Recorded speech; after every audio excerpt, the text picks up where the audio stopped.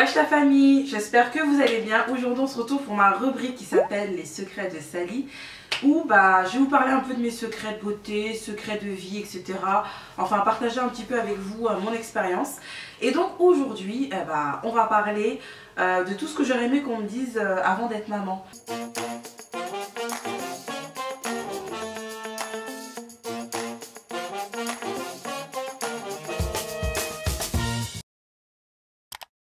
Bon, avant de commencer, bien évidemment, les autres teams ne sont pas là, mais n'hésitez pas à vous abonner à la chaîne, à partager et à nous donner de la force. Et bien évidemment à faire part de votre expérience également en commentaire, ça peut être pas mal de partager ensemble. Donc on commence tout de suite.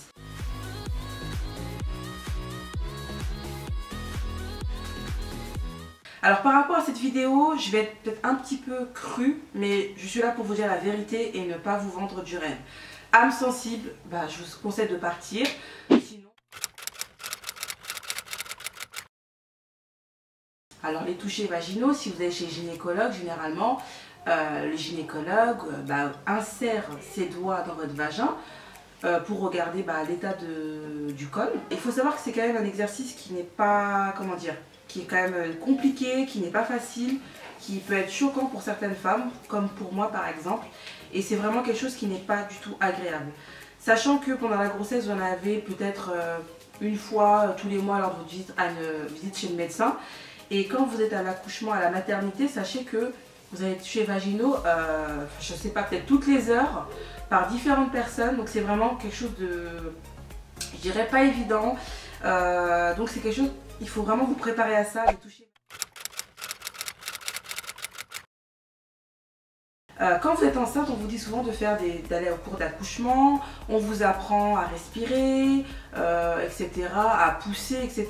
Mais on ne vous apprend pas, on ne vous parle pas assez, je trouve, de la césarienne. Moi, je suis partie des mamans qui ont vécu une césarienne et je l'ai très mal vécu. Pourquoi? Parce que pendant les cours d'accouchement, on ne nous parle que de l'accouchement par voix basse, on nous vend du rêve, etc. Et on ne nous parle pas assez de la césarienne. La césarienne, c'est un acte qui est quand même assez compliqué, qui est très douloureux. Et j'aurais aimé qu'on m'en parle un peu plus pendant mes cours à l'accouchement, parce que vraiment, je l'ai très mal vécu. C'est pendant les cours d'accouchement également, on ne parle pas assez du syndrome du baby blues. On vous parle de vous allez accoucher, votre bébé va être là, ça va être magnifique, il est tout mignon. Mais on ne vous parle pas assez du baby blues. Et c'est quelque chose, je pense, qui touche quand même beaucoup de femmes. Parce que c'est quand même un chamboulement dans votre vie. Tout d'un coup, vous devenez mère, responsable d'un être. Et ça peut avoir des conséquences dramatiques. Moi par exemple, j'ai fait un baby blues après mon accouchement. J'ai très mal vécu justement la césarienne. Et c'est vrai que c'est un épisode, j'aurais aimé qu'on m'en parle un petit peu plus. De comment se transcrit le baby blues, qu'est-ce que c'est et comment entre guillemets vaincre ce baby blues. Je vais en première tout de suite ce que vous voyez à Baby Boom. Je pense que c'est la version édulcorée, coupée, améliorée. Mais généralement un accouchement, c'est vrai que c'est beau, la finalité est belle, mais c'est quand même quelque chose d'assez gore. Vous avez les douleurs, vous avez les contractions, on vous pose également la sonde urinaire, enfin bref, je vous passe des détails. C'est pas du tout quelque chose de beau et de glamour comme on peut le voir à la télé. Sachez que bien évidemment chaque accouchement est différent. Ce que moi j'ai vécu, ce n'est pas ce que vivra une autre maman. Mais on a tendance à idéaliser la chose. Et l'accouchement, c'est vrai que c'est beau, mais c'est quelque chose de quand même difficile. Même si, une fois que le bébé est là, c'est vrai qu'on a tendance à oublier. Et le cerveau est très bien fait parce qu'on retient généralement tout ce qui est plutôt positif. Mais c'est vrai que l'accouchement, c'est pas du gâteau quoi.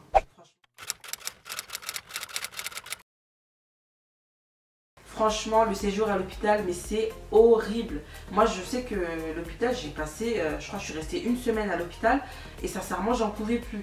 Premièrement, la bouffe, elle est dégueulasse. Franchement, ils vous donnent des plats, mais il n'y a pas de sel, il n'y a pas de poivre, c'est vraiment dégueulasse. Il fait une chaleur, mais intense, il fait super chaud. C'est un truc de malade. Il n'y a pas de climatisation, donc en été, pas de climatisation. En hiver, chauffage à fond. Franchement, la maternité, en tout cas, moi j'avais hâte de m'en aller, j'avais hâte de me casser. Je n'en pouvais plus. Quand vous rentrez chez vous, tout d'un coup, vous vous retrouvez, vous avez encore votre ventre là de femme enceinte, même si vous avez accouché. Vous rentrez chez vous, vous avez un bébé, vous êtes fatigué, vous êtes grosse, vous êtes moche. Faut le dire en général. On n'est pas des bombasses quand on sort de l'accouchement. C'est normal de se sentir comme ça, de se sentir fatiguée, de se sentir grosse, d'avoir les seins qui descendent jusqu'aux genoux.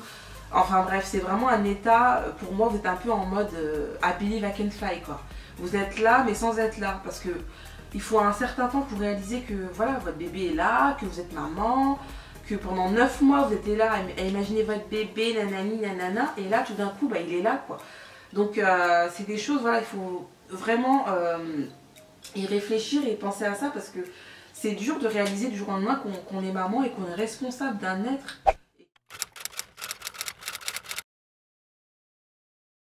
Ça n'existe pas, si je peux me permettre.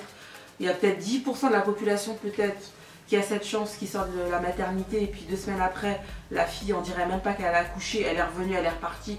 Vous lui demandez même il est où son bébé.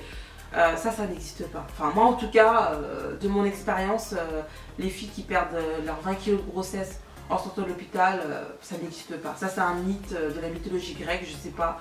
Moi en tous les cas, ne soyez pas inquiète si en sortant de l'hôpital vous avez encore votre bidon, que vous avez encore 15 kilos à perdre, etc.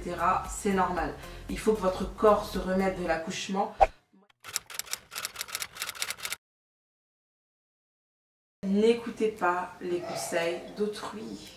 Vous êtes maman, vous avez l'instinct maternel, faites-vous confiance. Si votre enfant pleure et que vous voulez vous lever pour aller le prendre, allez-y. N'écoutez pas la mamie qui va dire « Mais non, laisse-le pleurer !» Non, non, non, non. Faites-vous confiance, c'est votre enfant, c'est votre bébé. Vous avez l'instinct maternel, vous connaissez votre bébé. Il a été dans votre ventre pendant 9 mois, donc vous avez une certaine connexion. Donc vraiment, voilà quoi, faites-vous confiance et vous pouvez écouter les conseils, mais triez, mais vraiment faites-vous confiance en tant que maman. Donc voilà pour les différents points que j'ai développés. J'espère vraiment que ça pourra aider certaines mamans. J'ai dit franchement la vérité selon moi, ma vérité à moi, ce que j'ai vécu, etc.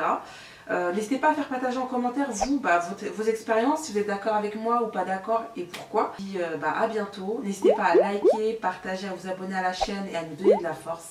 Et je vous dis ciao la famille!